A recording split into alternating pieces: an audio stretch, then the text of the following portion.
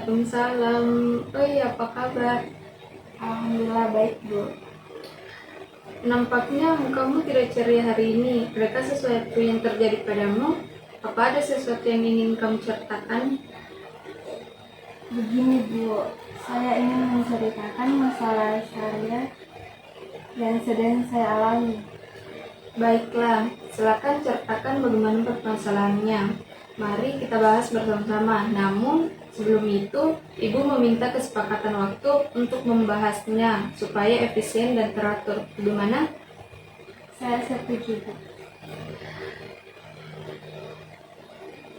Saya rasa 45 menit itu cukup.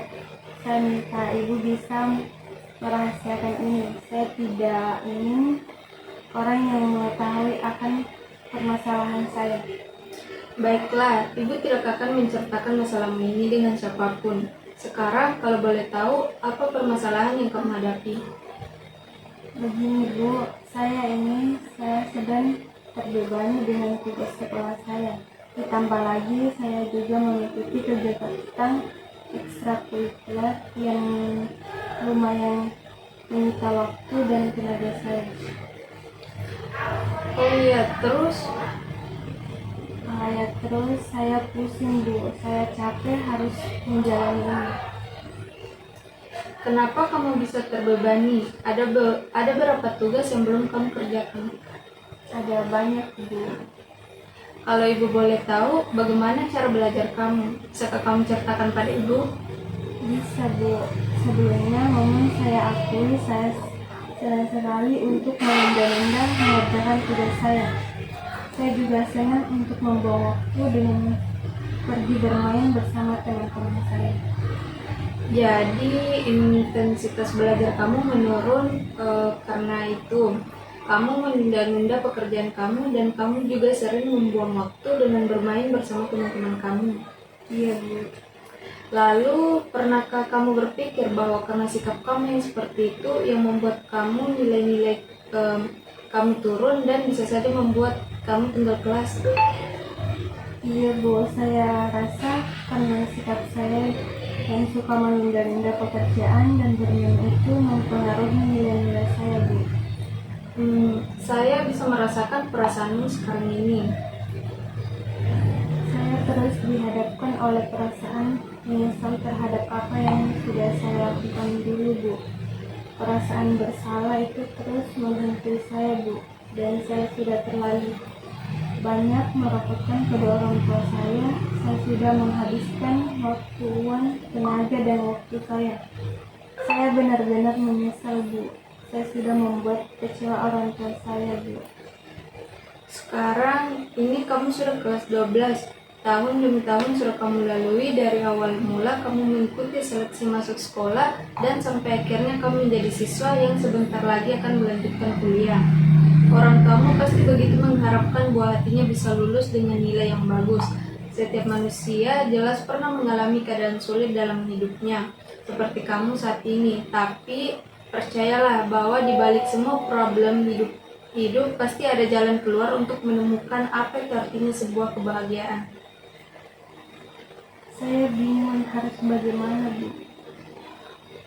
Baiklah, sekarang silakan kamu mengutarakan semua perasaanmu, hal-hal yang mengenai permasalahan yang kamu hadapi sekarang, tetapi kamu harus menambahkan di belakangnya kalimat, saya bertanggung jawab atas segala perbuatan saya. Kalau Ibu contohkan, saya kalah dan saya bertanggung jawab atas kekalahan saya ini. Kamu bisa? Bisa, Bu. Saya merasa kecewa dan saya bertanggung jawab atas kekecewaan saya tersebut. Saya merasa nilai saya rendah dan saya bertanggung jawab atas nilai saya yang rendah itu. Saya merasa intensitas belajar saya rendah dan saya bertanggung jawab atas hal tersebut. Baiklah, apakah hanya itu saja perasaan yang ingin kamu sampaikan? Iya, Bu, hanya itu. Lalu bagaimana perasaan kamu sekarang ini? Iya, Bu, saya merasa sadar dan tanggung jawab saya sendiri, Bu. Kalau memang kesalahan tersebut berasal dari saya. Jadi, kamu merasa sudah sadar akan perasaan-perasaan yang mungkin kamu ingkari selama ini? Iya Bu, saya sudah sadar akan perasaan-perasaan yang saya ingkari selama ini Bu. Jadi saya merasa bertanggung jawab atas segala yang saya buat. Jadi, kamu sudah menyadarinya. Kalau boleh tahu, perasaan seperti apa yang kamu rasakan? Perasaan saya mengenai keadaan buruk ini adalah akibat dari kebiasaan saya. Saya sadar kalau saya sudah membuang-buang waktu saya untuk bermain-main. Dan saya menyadari bahwa keluar dari bangku kuliah hanya akan memperburuk keadaan. Jadi, sekarang kamu sudah mulai sadar setelah pengungkapan perasaan yang disertai dengan rasa tanggung jawab tadi. Benar seperti itu? Iya Bu.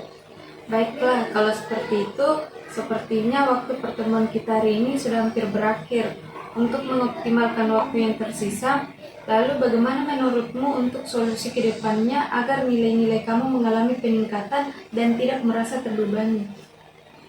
Iya Bu, mungkin ke depannya saya akan mengintrospeksi diri terlebih dahulu atas permasalahan saya, dan saya sudah sadar bahwa menurunnya nilai-nilai saya disebabkan karena saya suka menunda-nunda pekerjaan dan senang membuang-buang waktu dengan bermain bersama teman-teman.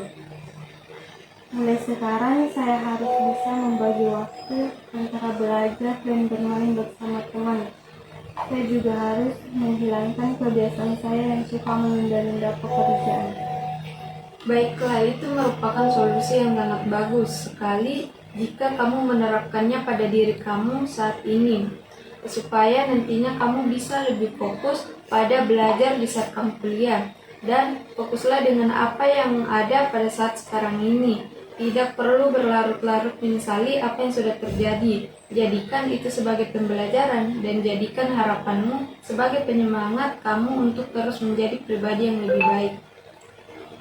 Iya Bu, saya sungguh berusaha. Baiklah, semoga apa yang dicita-citakan oleh kamu bisa tercapai dan kamu bisa membahagiakan kedua orang tuamu. Setelah konseling ini, kamu juga masih bisa berkonsultasi kepada ibu, karena ibu akan selalu memberikan waktu bagi siapapun yang ingin berkonsultasi. Mungkin hanya itu saja. Apa ada masalah lain yang ingin kamu ceritakan pada ibu? Tidak Bu, mungkin itu saja. Baiklah, kalau seperti itu, konseling ini ibu akhiri. Mungkin untuk kedepannya jika ada permasalahan lain yang ingin kamu ceritakan kepada ibu, silakan datang saja ke ruangan ibu. Iya Bu, saya sangat berterima kasih. Ibu sudah mau membantu saya. Sekarang saya sudah cukup lega dan semangat lagi. Sama-sama, syukurlah kalau memang begitu. Saya permisi dulu ya Bu.